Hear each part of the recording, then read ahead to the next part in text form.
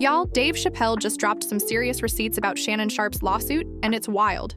As you probably heard, Shannon was recently sued by a woman named Gabrielle Zuniga, aka Jane Doe, who accused him of multiple assaults. But according to Dave, this whole thing might be a setup. He claims Gabrielle is allegedly being backed by some powerful people who are trying to take down Club Shay Shay. Now, we all know Shannon has exposed a lot of celebs on his podcast, so it wouldn't be surprising if some big names wanted revenge. But here's where it gets messier. Word on the street is Shannon has allegedly been blackmailing celebrities using the dirt he collects during his interviews. And now, it looks like that might finally be catching up to him. And when it comes to spilling tea, Dave Chappelle may joke, but he doesn't lie. From the start of Club Shay Shay, Dave was warning Shannon to be careful. It's one thing to host a podcast and have honest convos, but it's another when it starts looking like targeted attacks on major celebs. And celebrities hate being exposed, especially by other celebrities. Don't ever come between a man and his meal. I never forgot that either. Most niggas would have to run the streets for years to learn a lesson that profound. It took me 2 seconds. Never get between somebody and their paper. Taking a man's livelihood away from him is akin to killing him. Remember when Cat Williams dropped that explosive interview on Club Shay Shay?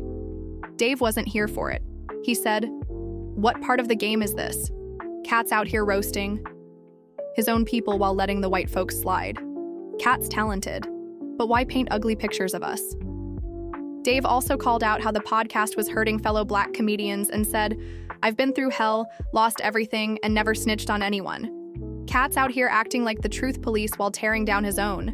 And honestly, you can see where Dave was coming from.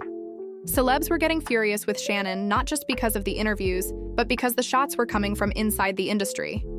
It hits different when another celebrity is the one throwing you under the bus, like, where's the loyalty?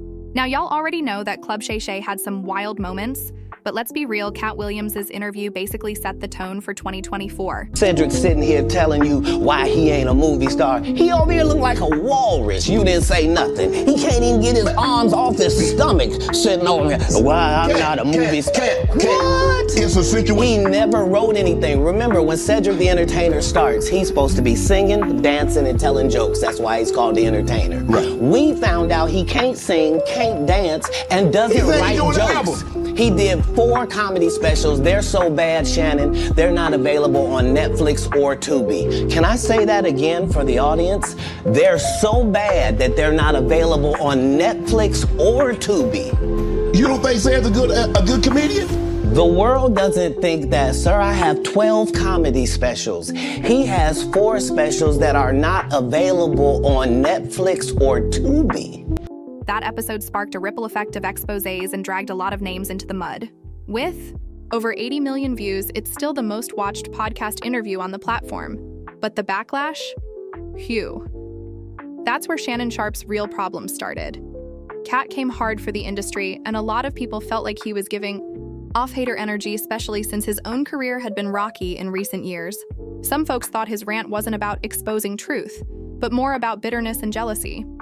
In 15 years in Hollywood, no one in Hollywood has a memory of going to a sold-out Kevin Hart show, there being a line for him ever getting a standing ovation at any comedy club. He already had his deals when he got here. Have we heard of a comedian that came to LA and in his first year in LA, he had his own sitcom on network television and had his own movie called Soul Plane that he was leading? No, we've never heard of that before that person or since that person. What do you think a plant is?